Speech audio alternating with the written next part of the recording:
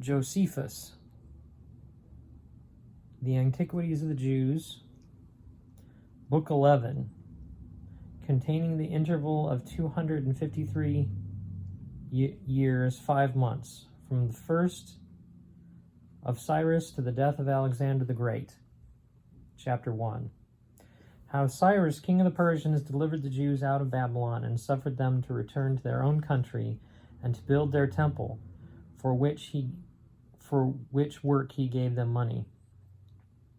In the first year of the reign of Cyrus, which was the 70th from the day that our people were removed out of their own land into Babylon, God commiserated the captivity and calamity of these poor people, according as he had foretold to them by Jeremiah the prophet before the destruction of the city, that after they had served Nebuchadnezzar and his posterity, and after they had undergone that servitude 70 years, he would restore them again to the land of their fathers, and they should build their temple and enjoy their ancient prosperity. And these things God did afford them. For he stirred up the mind of Cyrus, and made him write this throughout all Asia. Thus saith Cyrus the king, since God Almighty hath appointed me to be king of the habitable earth, I believe that he is that God which the nation of the Israelites worship. For indeed he foretold my name by the prophets, and that I should build him a house at Jerusalem in the country of Judea. This was known to Cyrus by his reading the book which Isaiah left behind him of his prophecies.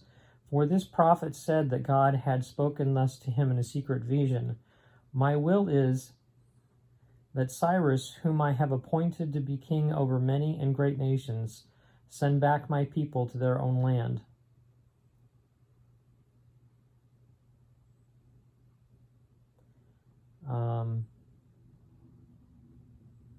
And build my temple. This was foretold by Isaiah 140 years before the temple was demolished. Accordingly, when Cyrus read this and admired the divine power, an earnest desire and ambition seized upon him to fulfill what was so written. So he called for the most eminent Jews that were in Babylon, and said to them that he gave them leave to go back to their own country and to rebuild their city Jerusalem and the temple of God, for that he would be their assistant, and that he would write to the rulers and governors that were in the neighborhood of their country of Judea, that they should contribute to them gold and silver for the building of the temple, and besides that, beasts for their sacrifices. When Cyrus had said this to the Israelites, the rulers of the 2 tribes of Judah and Benjamin, with the Levites and priests, went in haste to Jerusalem, yet did many of them stay at Babylon, as not willing to leave their possessions. And then, when they were come thither, all the king's friends assisted them, and brought in for the building of the temple some gold and some silver, and some a great many cattle and horses. So they performed their vows to God, and offered the sacrifices that had been accustomed of old time. I mean this upon the rebuilding of their city, and the revival of the ancient practices relating to their worship. Cyrus also sent back to them the vessels of God which King Nebuchadnezzar had pillaged out of the temple and carried to Babylon. So he committed these things to Mithridates,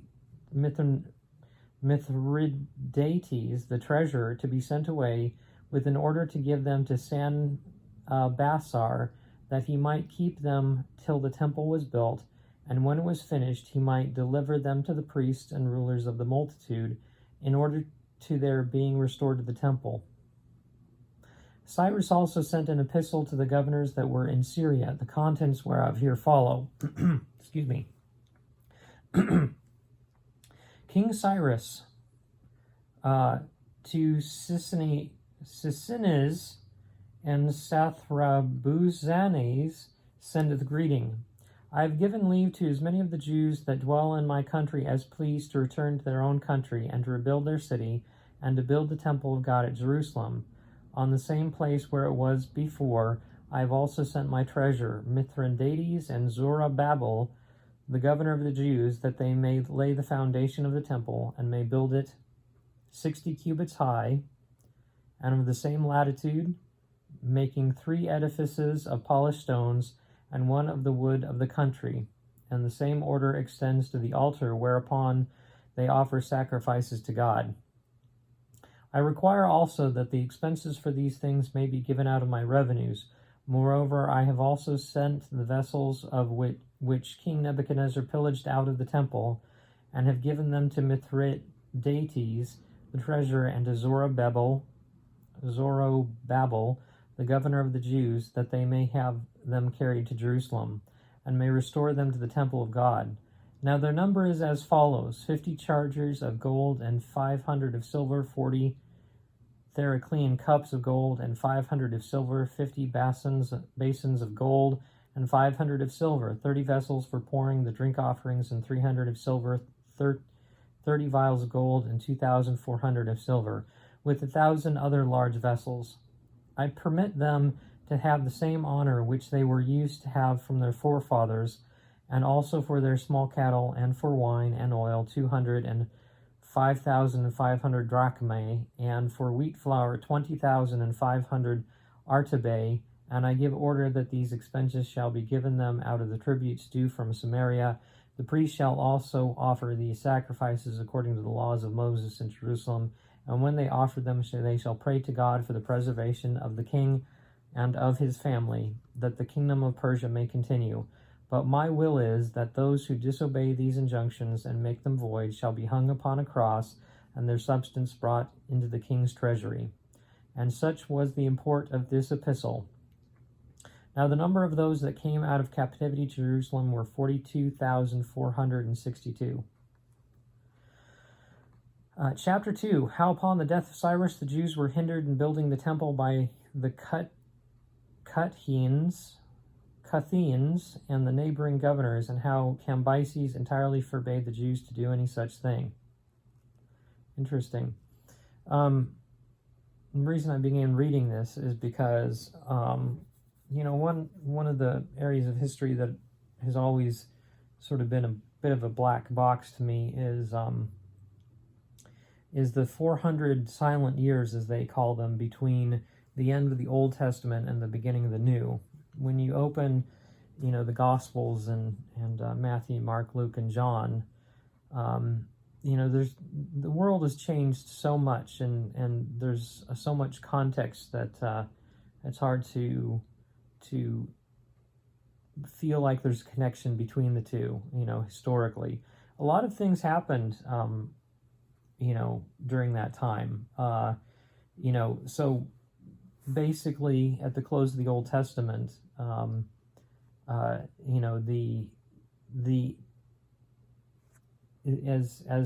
it points out, Ezra and Nehemiah, the people are being restored to the land, and they're rebuilding the temple and all that kind of stuff. But what happened after? You had in secular history, you have the Persian Empire, then you have Alexander the Great coming through, and then the successors of Alexander the Great were those four generals, the Seleucids, the Ptolemies, and they're, of course, the other two, but those are the ones that come into our story. And so if you look it up and you go to the encyclopedias and that kind of stuff, and the various synopses that you can find, apparently for those 400 years, the Seleucids and the Ptolemies kind of battled back and forth for control of the intervening land, and there was a culmination in a guy by the name of Antiochus Epiphanes, who apparently desecrated the temple. And so after the desecration of the temple, of course, you have a restoration of the temple, and that's how you get the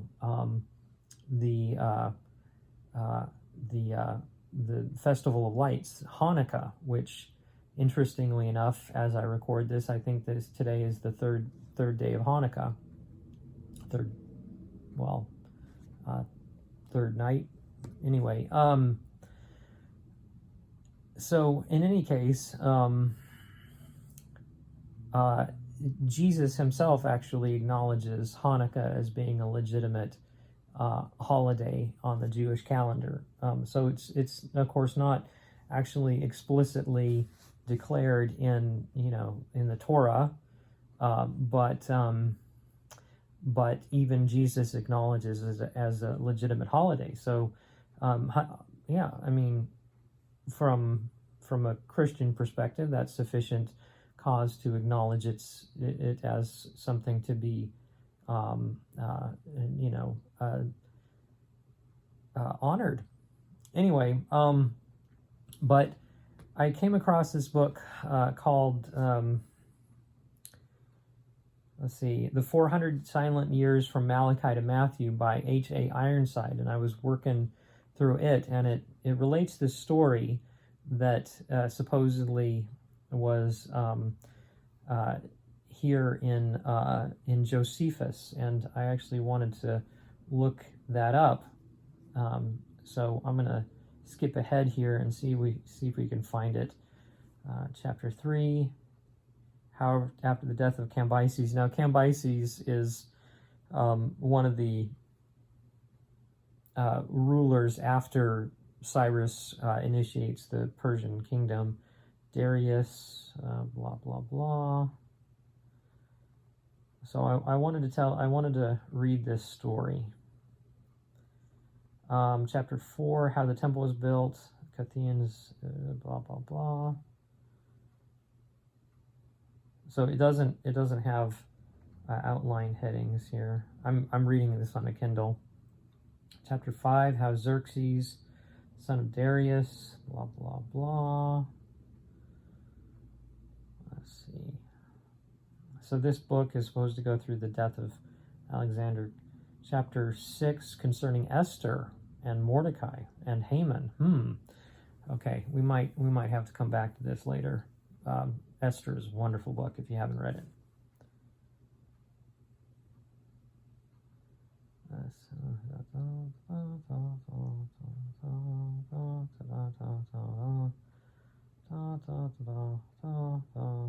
Okay, chapter 7, how John slew his brother Jesus in the temple. Okay, that's a different Jesus. Of course, this is translated from Greek. I can't remember who translated the English Standard version of Josephus, but anyway, it's translated from Greek, and of course that's probably and so when it says Jesus, you gotta think back to that's actually from the Greek, and Jesus was Yeshua, so different Jesus, although one may argue there's only one Jesus. Well, yes, but various people down through history have been had the same word used for their name. For instance, the book of Joshua, the I guess the 6th book in the Bible, in the Hebrew, of course, there's not actually any vowels, and so the Hebrew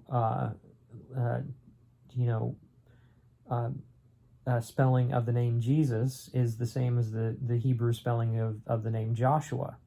So Jesus and Joshua could be taken to be the same name, and so I know people who read the Bible exclusively, and they miss out on a lot of stuff. So just don't get bogged down in the fact that John slew his brother Jesus. It's not the same Jesus. It's someone else. Let's see. And how Bagoses offered many injuries to Jews, and what Sanballat did. Okay, so Chapter 8, concerning Sanballat and Manasseh and the temple they built on Mount Gerizim. According to H.A. Ironside, this is probably the initiation of what we know as the Samaritans. I'm going to have to read this. More of this. This is good stuff. Although I've tried reading Josephus before in this translation, and just be aware, it's dense. It's hard to get through. Okay, I'm into the footnotes. So why am I into the footnotes?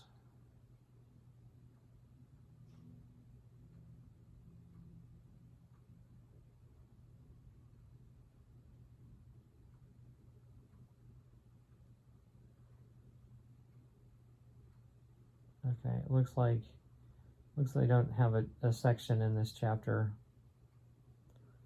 Aha, here we go. This is what I'm looking for. So, for the record, so chapter 8, concerning Sanballat and Manasseh and the temple which they built on Mount Gerizim, and also how Alexander made his entry into the city Jerusalem and what benefits he bestowed on the Jews. So this is book 11, chapter 8, and section. Okay, we're just going to start with the whole. Okay. About this time, it was that Philip, king of Macedon, was treacherously assaulted and slain at Ægæ by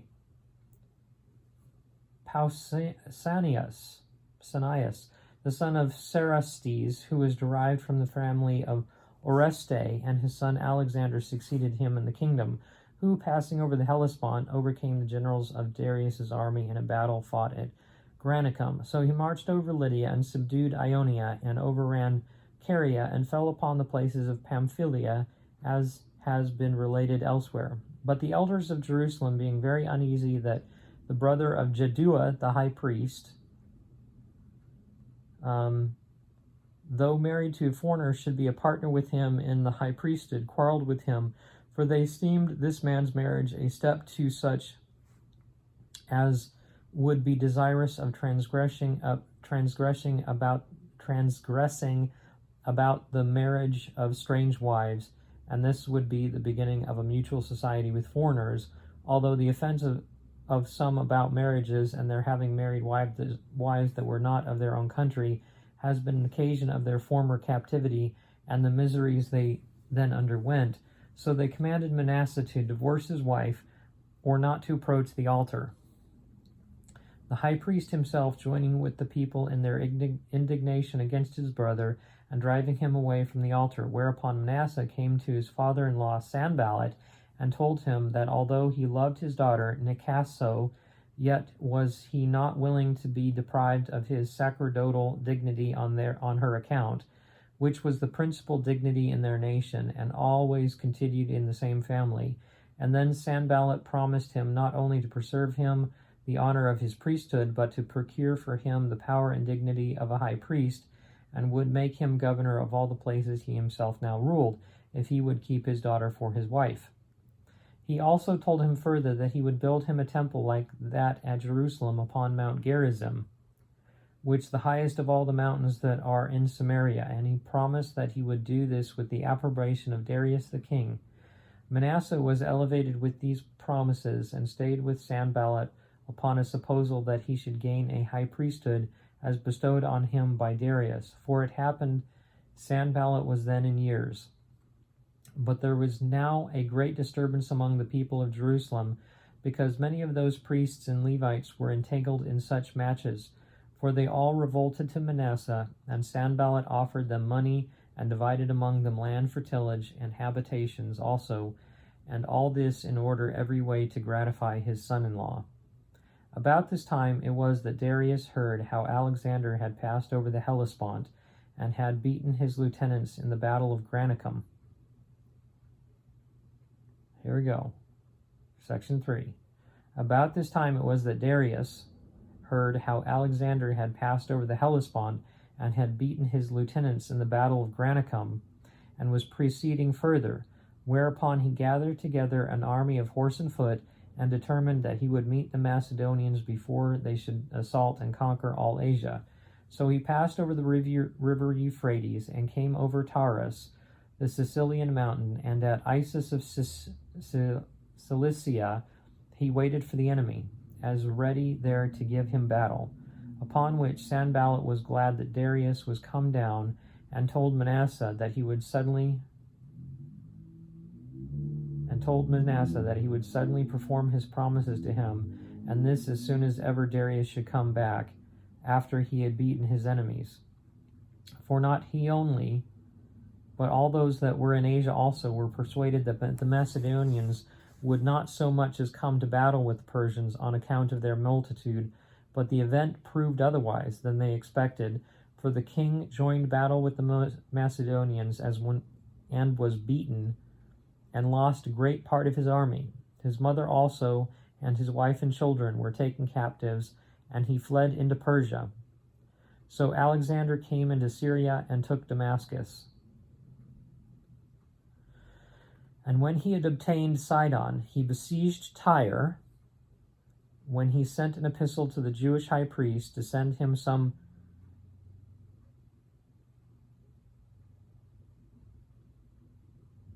interesting. So, and when he had obtained Sidon, he besieged Tyre, when he sent an epistle, a letter, to the Jewish high priest to send him some auxiliaries and to supply his army with provisions, and that what presents he formerly sent to Darius he would now send to him, and choose the friendship of the Macedonians, and that he should never repent of so doing. But the high priest answered the messengers that he had given his oath to Darius not to bear arms against him, and he said that he would not transgress this while Darius was in the land of the living. Upon hearing this answer, Alexander was very angry. And though he determined not to leave Tyre, which was just ready to be taken, yet as soon as he had taken it, he threatened that he would make an expedition against the Jewish high priest, and through him teach all men to whom they must keep their oaths. So when he had, with a good deal of pains during the siege, taken Tyre, and had settled its affairs, he came to the city of Gaza, and besieged both the city and him that was governor of the garrison, whose name was Babamezes.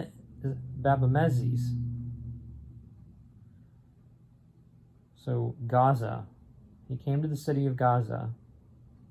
But Sanballat thought he had now gotten a proper opportunity to make his attempt, so he renounced Darius, and taking with him 7,000 of his own subjects, he came to Alexander, and finding him beginning the siege of Tyre, he said to him that he delivered up to him these men who came out of places under his dominion, and did gladly accept of him for their lord instead of Darius.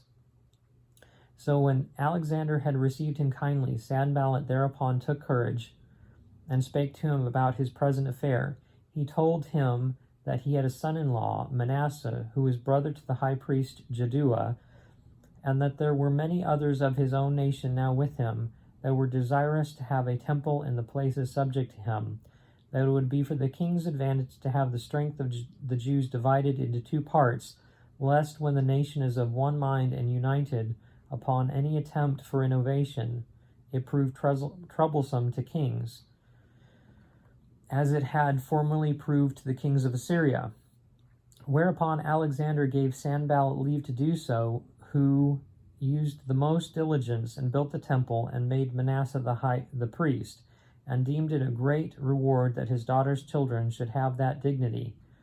But when the 7 months of the siege of Tyre were over, and the 2 months of the siege of Gaza, Sanballat died. Now Alexander, when he had taken Gaza, made haste to go up to Jerusalem, and Jaddua the high priest, when he heard that, was in an agony and under terror, as not knowing how he should meet the Macedonians, since the king was displeased at his foregoing disobedience.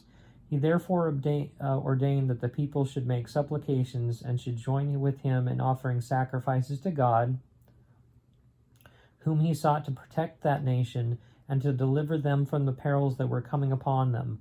Whereupon God warned him in a dream, which came upon him after he had offered sacrifice, that he should take courage, and adorn the city, and open the gates, that the rest should appear in white garments, but that he and the priest should meet the king in the habits proper to their order, without the dread of any ill consequences, which the providence of God would prevent. Upon which, when he rose from his sleep, he greatly rejoiced and declared to all the warning he had received from God, according to which dream he acted entirely, and so waited for the coming of the king. Part 5. And when he understood that he was not far from the city, he went out in procession with the priests and the multitude of citizens. The procession was venerable, and the manner of it different from that of other nations. It reached to a place called Sapha, which name translated into Greek signifies a prospect. For you have thence a prospect both of Jerusalem and of the temple. And when the Phoenicians and the Chaldeans that followed him thought they should have liberty to plunder the city and torment the high priest to death, which the king's displeasure fairly promised them, the very reverse of it happened. For Alexander, when he saw the multitude at a distance in white garments, while the priests stood clothed with fine linen, and the high priest in purple and scarlet clothing, with his mitre on his head, having the golden plate whereupon the name of God was engraved, he approached by himself and adored that name, and first saluted the high priest. The Jews also did altogether with one voice salute Alexander and encompass him about, whereupon the kings of Syria and the rest were surprised at what Alexander had done, and supposed him disordered in his mind. However, Parmenio alone went up to him and asked him how it came to pass that when all others adored him, he should adore the high priest of the Jews. To whom he replied, I did not adore him, but that God, who hath honored him with his high priesthood, for I saw this very person in a dream, in this very habit, when I was at Dios in Macedonia, who, when I was considering with myself how I might obtain the dominion of Asia, exhorted me to make no delay, but boldly to pass over the sea thither, for that he would conduct my army, and would give me the dominion over the Persians. Whence it is that having seen no other in that habit, and now seeing this person in it, and remembering that vision, and the exhortation which I had in my dream, I believe that I bring this army under the divine conduct, and shall therewith conquer Darius, and destroy the power of the Persians, and that all things will succeed according to what is in my own mind. And when he had said this to Parmenio, and had given the high priest his right hand, the priests ran along by him, and he came into the city, and when he went up into the temple, he offered sacrifice to God, according to the high priest's direction, and magnificently treated both the high priest and the priests. And when the book of Daniel was showed him, wherein Daniel declared that one of the Greeks should destroy the empire of the Persians. If you haven't read Daniel, read Daniel. He supposed that himself was the person intended, and as he was then glad, he dismissed the multitude for the present, but the next day he called them to him, and bade them ask what favors they pleased of him, whereupon the high priest desired that they might enjoy the laws of their forefathers, and might pay no tribute on the 7th year. He granted all they desired, and when they entreated him that he would permit the Jews in Babylon and Media to enjoy their own laws also,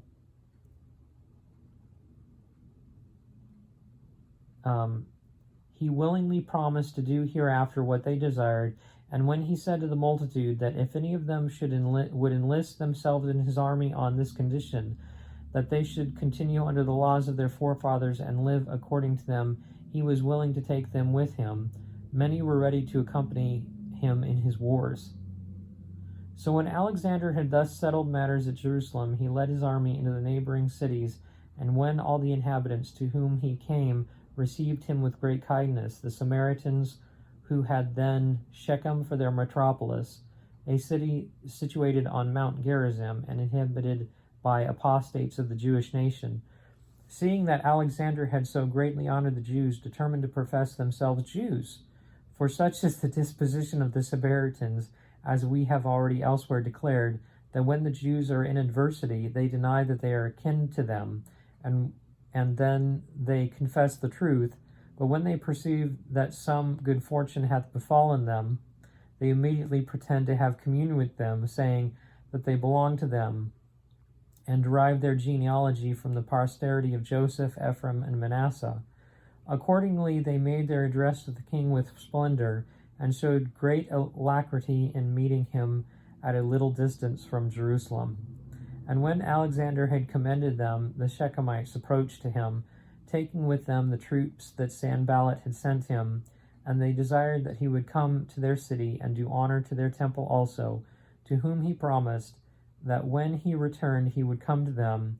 And when they petitioned that he would remit the tribute of the 7th year to them, because they did not sow thereon, he asked who they were that made such a petition.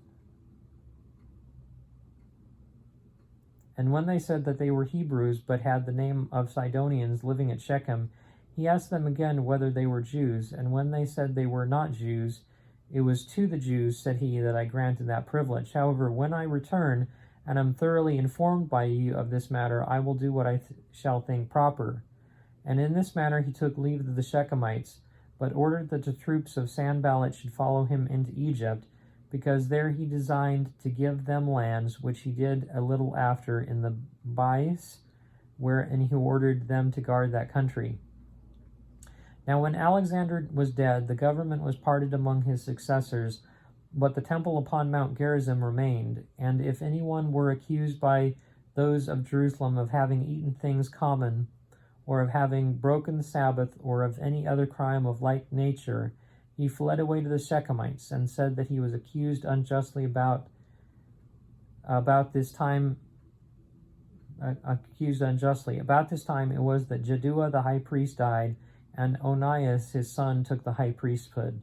This was the state of the affairs of the people of Jerusalem at this time. So, that's it. Here's a footnote. Josephus here follows Herodotus and those that related how Cyrus made war with the Scythians and Massagetes near the Caspian Sea and perished in it, while Xenophon's account. So I may need to look at Herodotus and Xenophon, which appears never to have seen by Josephus that Cyrus died in peace in his own country in Persia. It is attested to by the writers of the affairs of Alexander the Great, when they agree that he found Cyrus's sepulchre at Pasar Gede near Persepolis. The reader is another footnote. The reader is to note that although the speeches or papers of these 3 of the king's guard are much the same in the 3rd book of Esdras, chapter 3 and 4, as they are here in Josephus, yet that the introduction of them is entirely different. While in Esdras the whole is related as the contrivance of the 3 of the king's guards themselves, and even the mighty rewards are spoken of as proposed by themselves, and the speeches are related to have been delivered by themselves the king in writing. While all is contrary in Josephus, I need not say whose account is the more probable. The matters speak for themselves, and there can be no doubt but Josephus's history is here to be very much preferred before the other. This strange reading in Josephus of 4 millions instead of 40,000 is a gross error and ought to be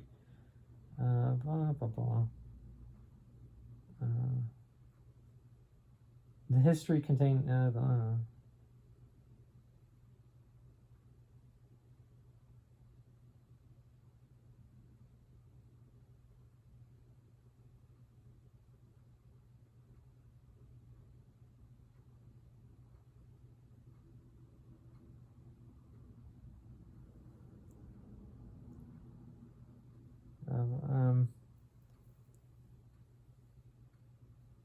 hang on.